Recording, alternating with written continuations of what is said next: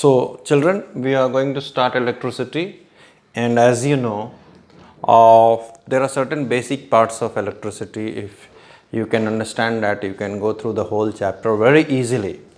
So first of the things and the foremost thing is, let us talk about charges. We know that matter is ultimately made up of atoms, and atoms are made up of three fundamental particles: protons, neutrons and electrons. In electricity, we don't have to do anything with neutrons because neutrons are neutral by nature. They reside in the nucleus. Protons also reside in the nucleus with the neutrons, but protons are positively charged. Each proton carries a charge of 1.6 into 10 to the power minus 19 coulombs. Later on, I will denote the unit of charge coulomb as capital C. So you remember that. So unit of charge is coulombs, which will be denoted by capital C for our further references. Now, the protons and electrons, they have got the same magnitude of charge, but they are opposite in nature. And therefore, protons we put plus sign and electrons we put minus sign, negative sign. And magnitude is 1.6 into 10 to the power minus 19 coulombs. So first and the foremost thing is a small numerical part we have to understand. That is, if I say what is the charge on 10 electrons. So 10 into this, and then finally you place a minus because electrons are negatively charged. If I say what is the charge on 100 protons, if I say what is the charge on 100 protons, then what you will say, 100 protons, so 100 into 1.6 into 10 to the power minus 19 coulombs, and at the front you will put a plus sign. Alright, so that means if we have to calculate charge in coulombs, we have a formula already. Charge in coulombs Q is equal to number of charges into the magnitude of charge, but the sign plus and minus should be placed by you.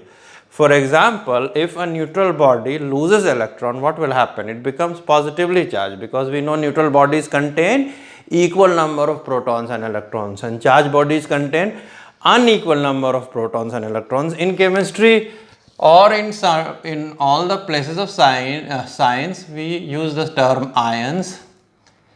Cations means positively charged body, and anions means negatively charged atom.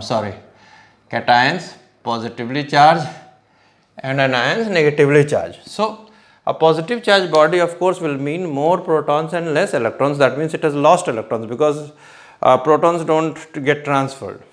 So electrons transfer causes the formation of ions. So that means a negatively charged body will contain more electrons, less protons, and so on. So now if they directly ask you what is the charge on 100 electrons, so minus 100 into 1.6 into 10 to the power minus 19 coulombs will be the answer. But suppose I put up a question, what will be the charge?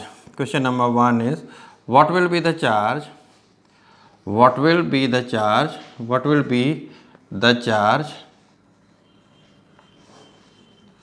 on a body which has lost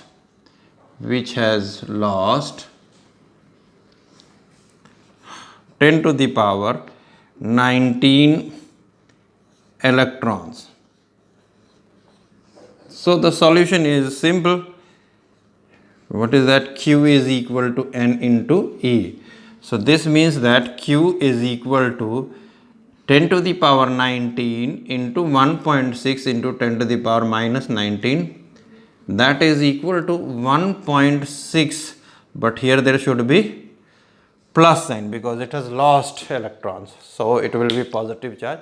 If it would have gained, it would have been negative charge. So this, have you understood? So this Q is equal to N is the formula through which we can get. Now see what happens, the techniques, you have to cross check whether you have understood or not. Whenever a body loses electrons or gains electrons, that means transfer of electron takes place. There are two changes. One is the qualitative change, that means the body either becomes positive charge or negative charge, which you know how it will become. And secondly, how much is the charge? How much will be calculated by this? So just the reverse of this. If I ask you what has to be done, has to be done to give a body 1 coulomb of charge, 1 coulomb of charge, 1 coulomb of charge. So your obvious answer will be, what will be done to give 1 coulomb of positive charge? So your obvious answer will be, if you have to give positive charge, you have to withdraw or take out electrons from the body, and how much electrons have to be taken out, you should be calculating it through the formula Q is equal to Ne. So we have to take out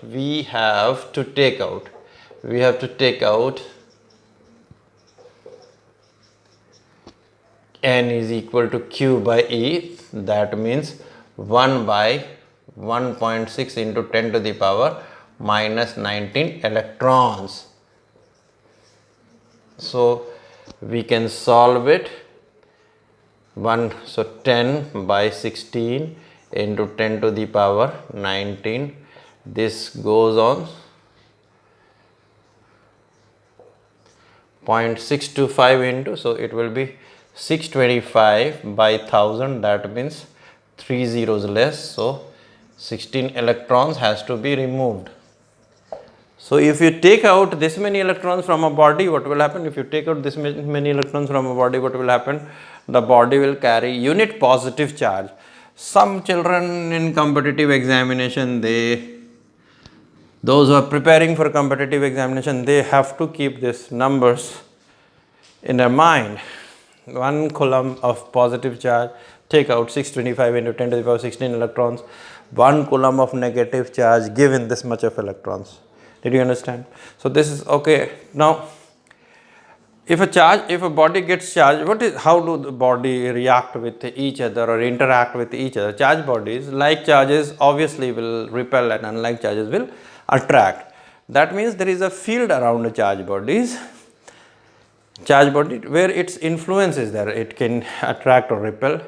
Theoretically, attraction or repulsion by a charged body to another charged body or anything else, it extends till infinity, but practically it is very close when it starts pulling the charge. So what is electric field then? Later on you will learn elaborate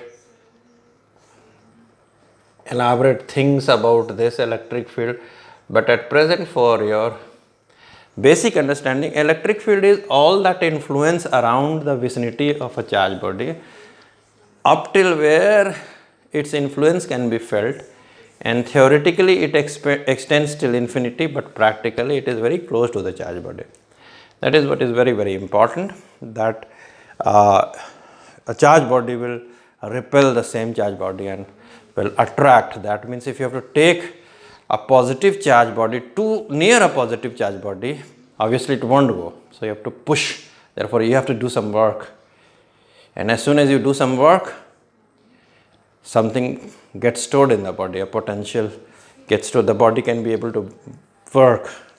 What do I mean to say? Suppose I am a positively charged body and there is another fellow who brought a ball near me, and I am a very, very highly positive charged body, and then he brings a small ball which is positive charge. He pushes, it won't come, it pushes, he leaves it here, the body will go back, the charged body will go back. So that means when somebody is bringing the same charged body near another charged body, already there is a potential being created. And if I am very highly positively charged body, and there is a negative charge there, I am trying to attract it. So already I have created some potential, and that charge, negatively charged body, can come to me provided I provide a path. So there is another more important information I want to give you, a very, very simple and small information, that when we study charge at rest, that means when the charge is not moving, then we give the term electrostatics. We give the term electrostatics. And electrostatics has got a small law that if suppose there are two charged bodies, say for example two same charged bodies separated by a distance r, then for your basic knowledge, you understand Coulomb gave a law. He said that the electrostatic force of attraction between two charge body is directly proportional to the product of the magnitude of charge and is inversely proportional to the square of the distance separating the two bodies, two charges.